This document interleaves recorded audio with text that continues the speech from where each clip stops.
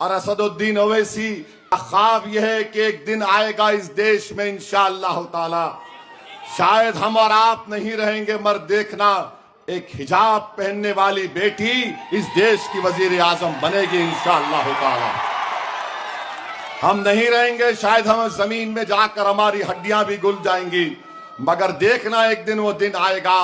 अरे याद रखो, ये नफरत जो तुम मुसलमानों के खिलाफ भड़का रहे हो, इंशाअल्लाह ताला ये नफरत ज्यादा नहीं चलेगी। तुम खत्म हो जाओगे नफरत फैलाने वालों। मोहब्बत जब आम होगी तो लोगों को मालूम होगा कि कैसे जहर इनके दिलो दिमाग में भर दिया गया था। आज आप देखिए, सोलापुर में पेट्रोल 104 रुपये में मिलता है। बीजेपी वाले दोस्तों, आप तमाम लोग जानते हैं कि महाराष्ट्र में अभी बीएमसी का चुनाव हो रहा है, यानी कि म्युनिसिपल कॉरपोरेशन का चुनाव है, नगरपालिका का चुनाव है, और इसको लेकर के लगातार प्रचार प्रसार का सिलसिला जारी है।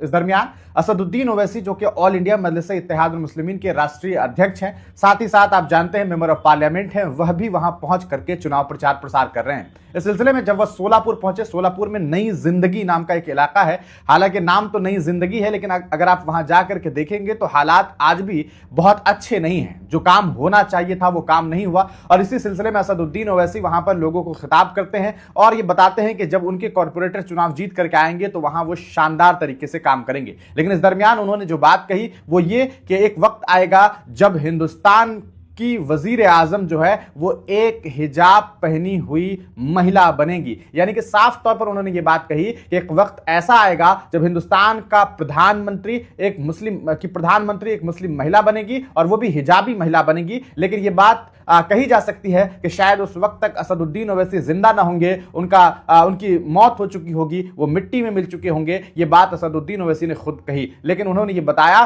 कि इस देश के संविधान को इस तरीके से बनाया गया, अगर संवैधानिक तरीके से इस देश में लोग काम करें, यहां नफरतों को अगर दूर कर दिया जाए, जो नफरतें कहीं ना कहीं नफरती ताकतों ने भेजी है, फैलाई है, अगर उन नफरतों को इस मुल्क से हटा दिया जाए, किनारा कर दिया जाए, तो ऐन मुमकिन है कि इस हिंदुस्तान में बहुत खूबसूरती के साथ लोग जो है अपनी जिंदगी बसर करेंगे। और तमाम धर्म मजहब के लोगों को यह हक है कि वो गद्दी नशी हो, वो जो आइन पसंद लोग हैं उन्हें ये बात साफ तौर पर मालूम है कि इस देश में एक छोटे से छोटे पद पर और इस देश के सबसे बड़े पद पर किसी भी धर्म मजहब का व्यक्ति पहुंच सकता है। लेकिन सिर्फ ये कह देने से कि हिजाब पहनने वाली महिला एक दिन इस देश की प्रधानमंत्री बनेगी, लोगों को तकलीफ होने लग जाती है। प्रधानमंत्री तो छोड़ दीजिए, मजलिस इत्तेहादुल मुस्लिमीन के नेता, राष्ट्रीय प्रवक्ता और पूर्व विधायक वारिस पठान ने जब ये कह दिया कि एक हिजाब पहनने वाली महिला मुंबई की मेयर बनेगी, इसी बात से लोग परेशान हो गए। सवाल यह कि इतनी परेशानी क्यों? हिंदुस्तान किसी एक धर्म मजहब के लोगों की जागीर नहीं है, यहां तमाम धर्म मजहब के लोगों को साथ मिलजुल करके रहना है। हिंदुस्तान